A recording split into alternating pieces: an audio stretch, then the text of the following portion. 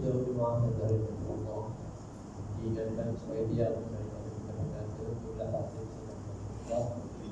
Kerana menurut kebenaran Nabi Muhammad sallallahu alaihi wasallam yang telah diriwayatkan oleh Abu Hurairah radhiyallahu anhu, yang maksudnya barang siapa berkata-kata ketika waktu sedang berkhutbah sesuai itu berkata maaf, maka itu diamlah dan dengarlah dengan taat, mudah-mudahan dapat kebahagiaan dunia dan akhirat.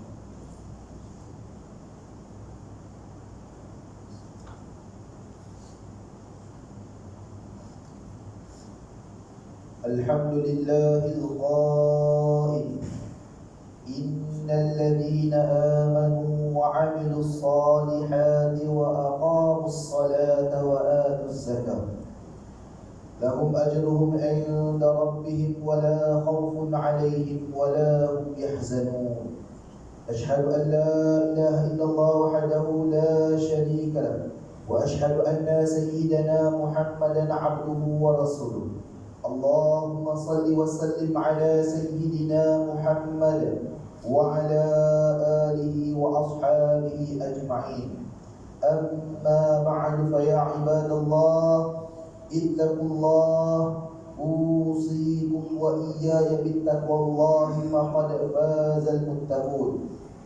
Qala Allah ta'ala fi kitabihil aziz, ya ayyuhalladzina amanu أطيعوا الله وأطيعوا الرسول وأولي الأمر منكم فإن تنازعتم في شيء فردوه إلى الله والرسول إن كنتم تؤمنون بالله واليوم الآخر ذلك خير وأحسن تأويلا. Bermaksud, wahai orang yang beriman, ta'alah kamu kepada Allah dan ta'alah kamu kepada Rasulullah dan kepada ulil amri, iaitu orang berkuasa daripada kalangan kamu. Kemudian jika kamu berbantah-bantah, berselisihan dalam sesuatu perkara, maka hendaklah kamu mengembalikannya kepada kitabullah, iaitu Al-Quran dan As-Sunnah Rasulnya, jika kamu benar-benar beriman kepada Allah dan hari akhirat. Yang demikian adalah lebih baik bagi kamu dan lebih elok pula kesudahannya. Silam Jumaat yang dirahmati Allah sekalian, marilah kita meningkatkan rasa takwa kepada Allah Subhanahu wa taala dengan melaksanakan segala perintahnya dan meninggalkan segala larangannya. Mudah-mudahan kita tergolong dalam kalangan orang yang beriman. Khutbah pada hari ini akan menyentuh berkenaan tajuk menanam benih di dunia, menuai hasil di akhirat. Ma'asyiral muslimin rahimakumullah, syariat yang dibawa oleh Nabi Muhammad sallallahu alaihi wasallam adalah merangkumi keseluruhan sisi kehidupan manusia. Ia mengandungi perintah berkaitan tauhid, ibadah dan akhlak sebagai hamba Allah di muka bumi ini. Di antara ibadah yang sangat diberikan penekanan di dalam agama Islam ialah berkenaan zakat dan sedekah.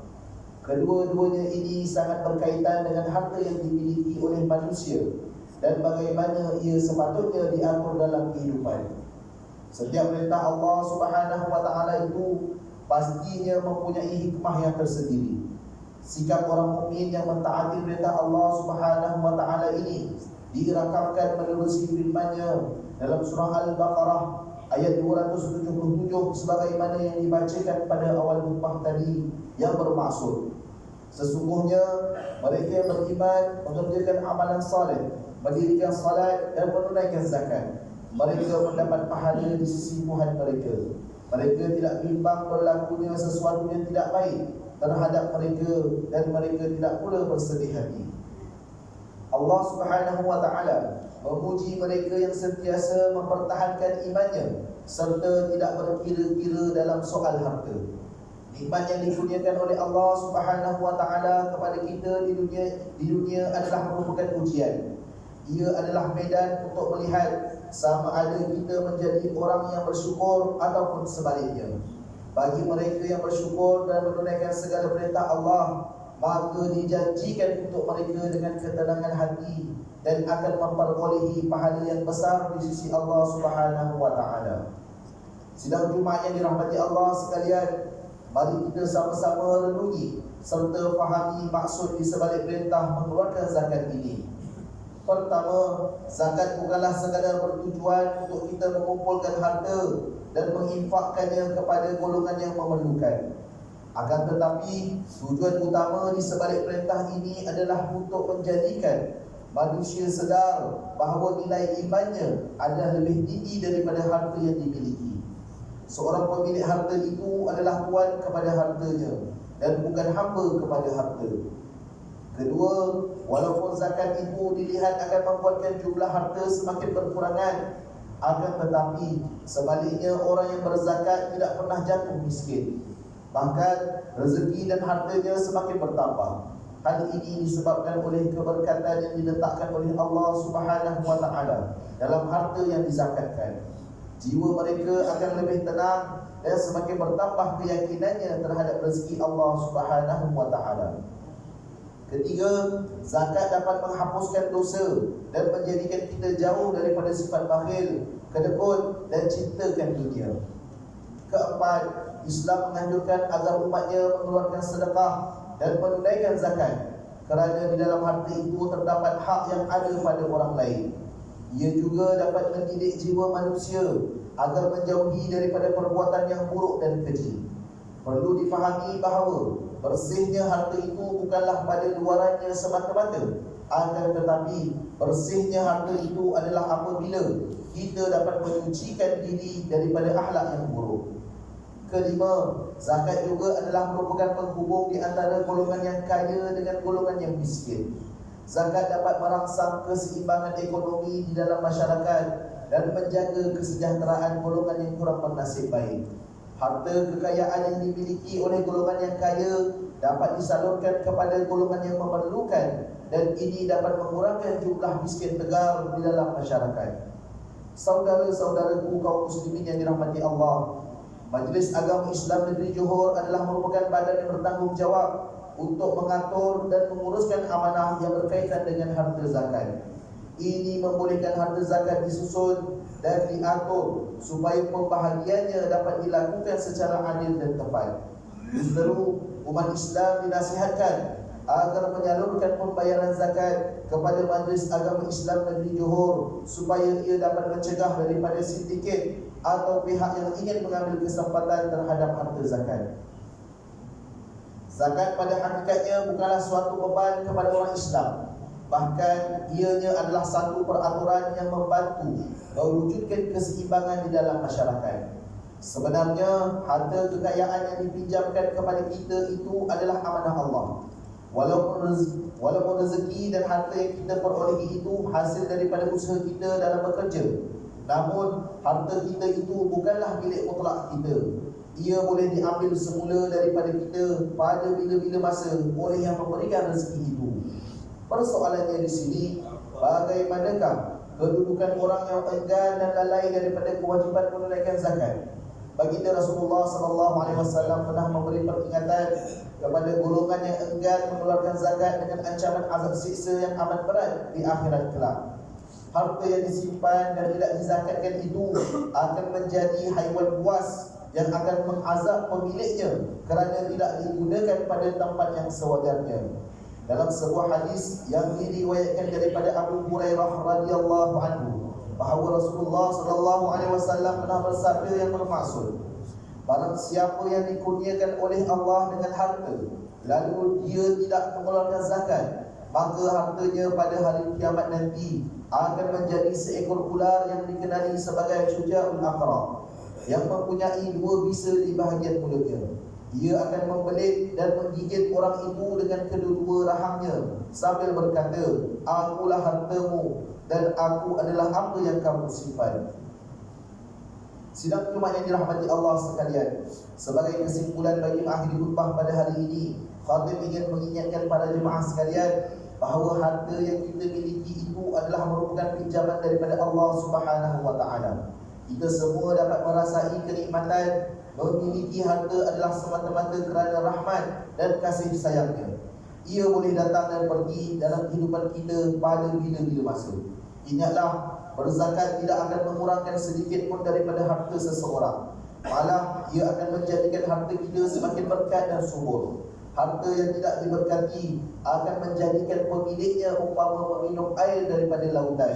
Semakin diminum, dia akan menjadi semakin haus. Allah Subhanahu wa taala mengingatkan akan akhirat yang buruk bagi golongan yang mengambil ringan terhadap amalan zakat ini menerusi firman-Nya dalam surah At-Taubah ayat 35. A'udzu billahi minasyaitonir rajim.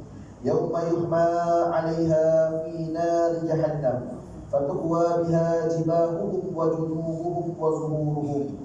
Hadza ma kanaztum li anfusikum fazuqu ma kuntum taknizun. Yang bermaksud yaitu pada hari ketika emas dan perak serta harta benda itu dibakar di dalam neraka jahanam, lalu dengan itu diselarkan ke dahi, rusuk dan belakang mereka sambil dikatakan kepada mereka, inilah apa-apa yang telah kamu simpan untuk diri kamu sendiri, maka rasalah azab siksa daripada apa-apa yang kamu simpan itu. Barakallahu li wa lakum fil Qur'anil azim wa nafa'ani wa iyyakum bima fihi minal ayati wa dhikril hakim wa taqabbala minni wa minkum tilawatahu innahu huwas samiul alim. Aqulu qawli hadha wa astaghfirullahal azim li wa lakum wa lisa'il muslimin wal muslimat wal mu'minin wal mu'minat fastaghfiruhu fa ya fawzal mustaghfirin wa ya najatat taibin. آمين يا موفق الطائعين وفقنا لطاعتك أجمعين وتب علينا وعلى المسلمين واغفر ذنب ما يقول أستغفر الله العظيم ونستغفر الله.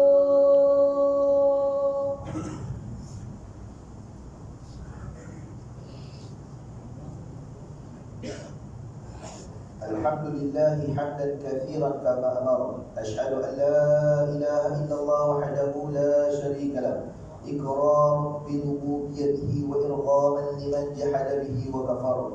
Wa asyhadu anna sayyidana Muhammadan sayyidul bashar sallallahu wa sallam ala sayyidina Muhammadin wa ala alihi wa sahbihi fattasalat 'aynun bi nazari wa uzunun bi khabar. Amma ba'du fa ya ibadallah ittaqullaha fima amara wattaqu amma nahakum anhu wa zajar. Wahai hamba Allah, ingatlah bahawa dunia ini adalah tempat tumpangan untuk sementara, akhirat jugalah sebenar-benar tempat yang kekal untuk selama-lamanya. Oleh itu marilah kita bertakwa kepada Allah untuk mendapatkan kebahagiaan serta menyelamatkan diri daripada siksaan api neraka.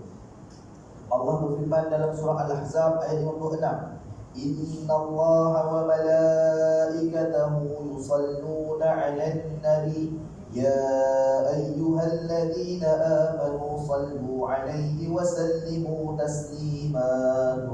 Bermaksud sesungguhnya Allah dan malaikatnya berselawat, memberi segala penghormatan dan kebaikan kepada Nabi Muhammad sallallahu alaihi wasallam. Wahai orang yang beriman, berselawatlah kamu kepadanya serta ucapkanlah salam sejahtera dengan penghormatan yang sepenuhnya.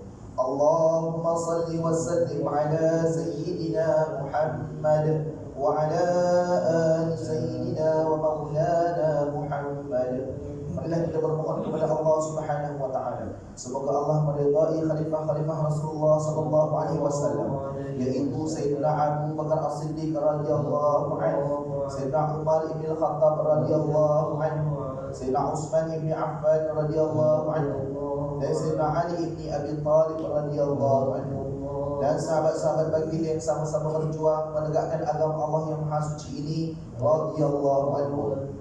Seterusnya kepada bapa saudara yang ketiga Sayyidina Hamzah dan Sayyidina Abbas radhiyallahu anhuma, cucu-cucu baginda Sayyidina Hasan dan Sayyidina Husain radhiyallahu anhuma, putri-putri baginda Sayyidatina Fatimah Az-Zahra dan lain-lainnya radhiyallahu anhuma, isteri-isteri baginda Sayyidatina Khadijah, Sayyidatina Aisyah dan lain-lainnya radhiyallahu anhuma, kepada sekalian keluarga, sahabat-sahabat, pengikut-pengikut sahabat radhiyallahu anhum, dan yang menuruti mereka itu dari semasa ke semasa hingga hari kiamat.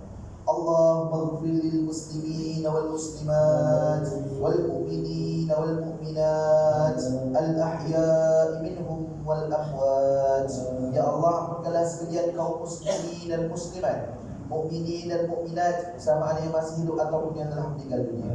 Ya Allah, peliharakanlah akidah kami yang berlandaskan akidah ahli sunnah wal jamaah, aliran al-asyairah dan al-maturidiyah.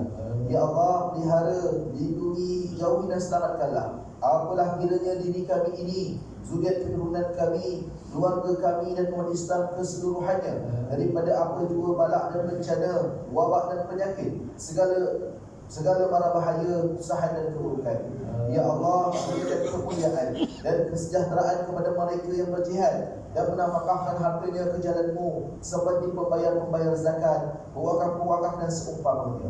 Ya Allah, kurniakanlah taufik dan hidayah, kekuatan, kesejahteraan dan pertolongan kepada ketua-ketua negara Islam dan raja-rajanya, khasnya kepada Abdul Harith al-Syari'ati, seri paduka baginda Pertuan Agong As-Sultan Ibrahim, waseri paduka baginda Raja Pemaisuri Agong Raja Zahir Sultan, kepada Tunku Mahkota Ismail Pemangku Sultan Johor, Cik Puan Mahkota Khadidah Johor dan Tengku Iskandar Raja Muda Johor, juga paduka putera-putera dan puteri, kerabat-kerabat diraja serta rakyat sekalian. Allahumma a'izzal Islam wal muslimin wa khazulil kafarata wa mubtadi'is sayyi'ati wal musyrikin wa kullu man huwa aduwwun lid-din. Allahumma farrij humumul muslimin wa qad bayna anil madini wa ahsin khalasal masjudi waj'al hadzal balada aminan mutma'innan rakhiyyan wa sa'ira biladil muslimin. Amin ya rabbal alamin. اللهم اكتب السلامة والعافية لنا ولعبيدك الحجاج والغزاة والمسافرين في برك وبحرك وجوك من أمة محمد أجمعين. اللهم أدخلنا وذرياتنا وأصولنا وفروعنا الجنة مع الأبرار يا عزيز يا غفار يا رب العالمين.